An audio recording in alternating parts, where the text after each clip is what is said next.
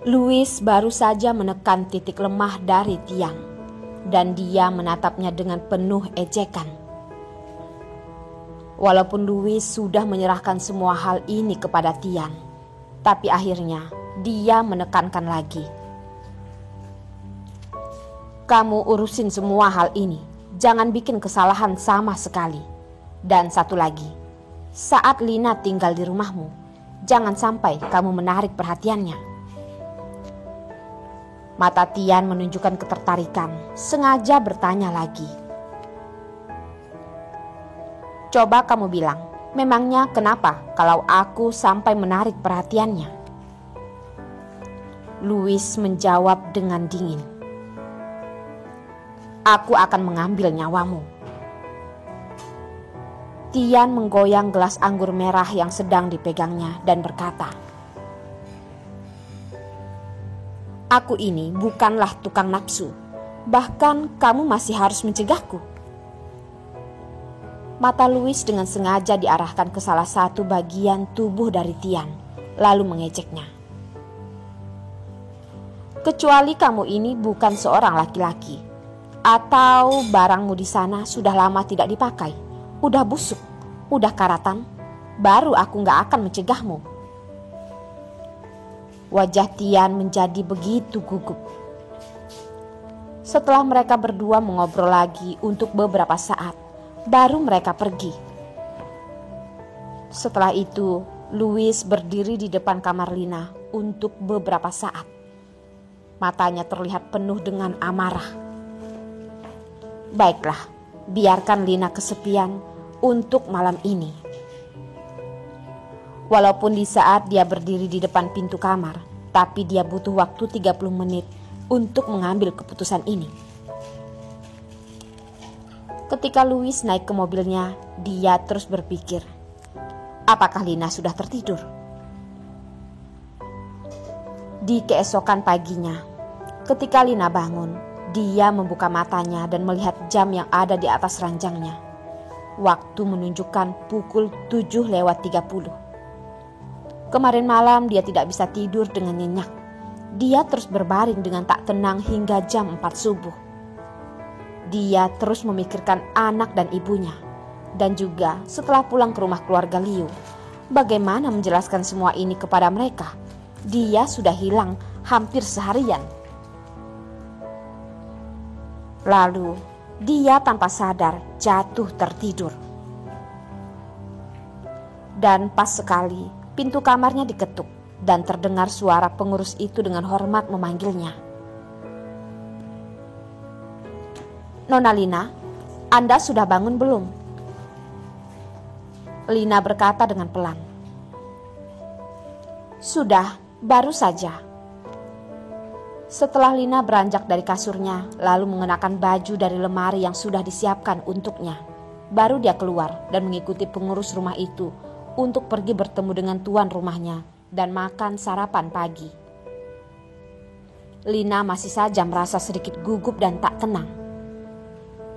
Kemarin malam setelah Louis membawanya kemari, dia juga tak tahu kapan Louis meninggalkan tempat ini. Dan juga kemarin malam Louis sangatlah marah. Nona Lina, kelihatannya raut wajah Anda tidak begitu baik.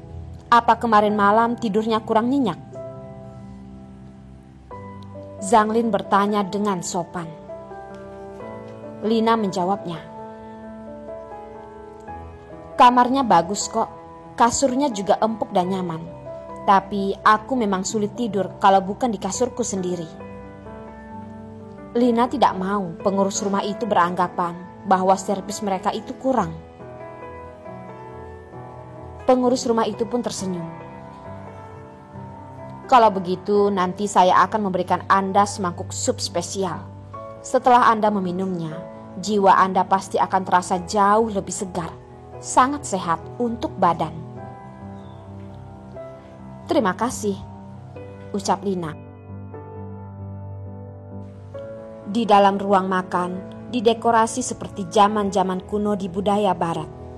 Tapi dihias dengan bunga-bunga dan lukisan. Terlihat begitu otentik dan indah. Ketika Lina masuk ke ruang makan, matanya langsung melihat ke arah seorang pria yang sedang duduk di kursi utama. Dia sangat tampan. Wajahnya menunjukkan ia adalah keturunan campuran. Bentuk wajahnya sangat sempurna.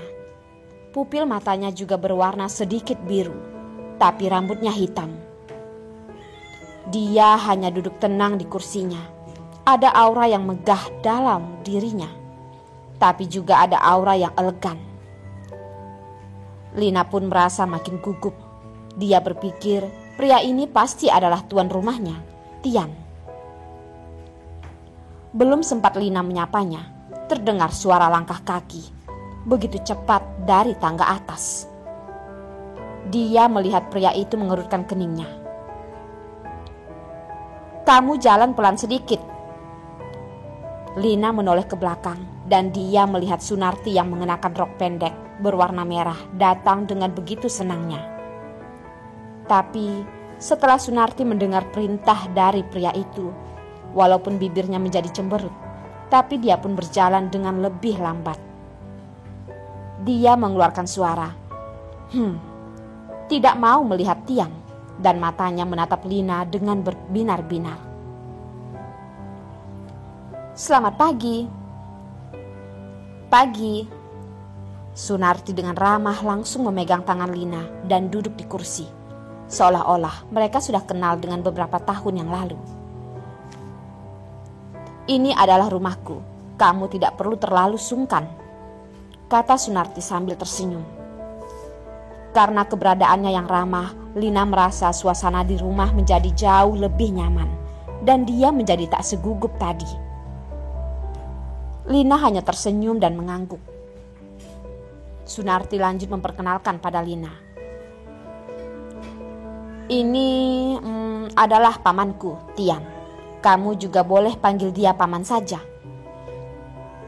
Tian mendengar Sunarti yang memperkenalkan dirinya. Matanya terlihat tak berdaya dan rela begitu saja. Gadis bodoh ini masih saja menganggap dirinya adalah pamannya. Dia ini kan adalah perawat dan pelindungnya. Awalnya Tian bertugas untuk merawatnya, sedikit demi sedikit membesarkannya. Tapi tidak disangka hubungan ini malah disalahartikan oleh gadis ini. Dia masih saja dengan bodohnya menganggap hubungan mereka ini adalah kerabat, sebuah pertemanan. Dan juga, memangnya dia setua itu ya? Tian tidak berargumen. Lina juga tidak berani ikut memanggilnya paman. Dia hanya tersenyum kecil dan berkata, "Halo, Tuan Si, aku adalah Lina. Maaf mengganggu." Tian tidak berekspresi dan mengangguk. "Makanlah." Awalnya aturan makan di sana haruslah tenang dan sunyi. Tapi karena keberadaan Sunarti, aturan itu menjadi seperti tak berlaku. Lina memakan bubur sambil mengobrol dengan Sunarti. Tidak berapa lama, Sunarti menanyakannya beberapa banyak pertanyaan. Misalnya, dia suka makan apa? Dia suka warna apa? Suka mendengar musik apa? Nomor HP-nya berapa? Lina melihat gadis yang begitu cerewet itu, hatinya juga tidak kesal. Malah dia merasa dia sangat menggemaskan dan ramah. Karena dia bisa merasakan Sunarti sedang berusaha keras mendekatkan diri dengannya. Dan dia juga tidak punya teman. Ada orang yang mau mengobrol dengannya seleluasa ini. Perasaan ini terasa begitu nyaman. Awalnya Lina khawatir Tian akan merasa tidak senang dengan suara-suara mereka. Tapi tak disangka, Tian hanya terus makan dengan elegan. Seolah-olah tidak mendengar apapun. Dan dia juga tidak melarang keributan yang mereka buat. Baru Lina merasa tenang. Kemudian yang Lina tak tahu itu adalah berdasarkan aturan waktu makan Tian, dia harusnya sudah meninggalkan tempat itu. Tapi walaupun dia sudah makan kenyang, dia masih saja terus makan sambil menguping pembicaraan mereka. Harus diketahui, biasanya Sunarti ini sangat takut mengobrol dengannya. Dia tidak pernah berinisiatif bercerita pada Tian tentang hal yang ia suka ataupun hal-hal lain yang dianggapnya menarik. Setelah mereka selesai makan, baru Tian berkata pada Lina,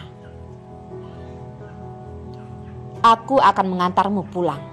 Aku juga sudah membuatkanmu alasan mengapa kamu tak pulang kemarin." Pengurus rumah itu menyerahkan beberapa kertas ke depan Lina. "Ini adalah skripsinya. Kamu baca-baca dulu. Jadi nanti kamu tahu setelah kamu pulang ke rumah keluarga Liu, kira-kira akan terjadi hal apa saja."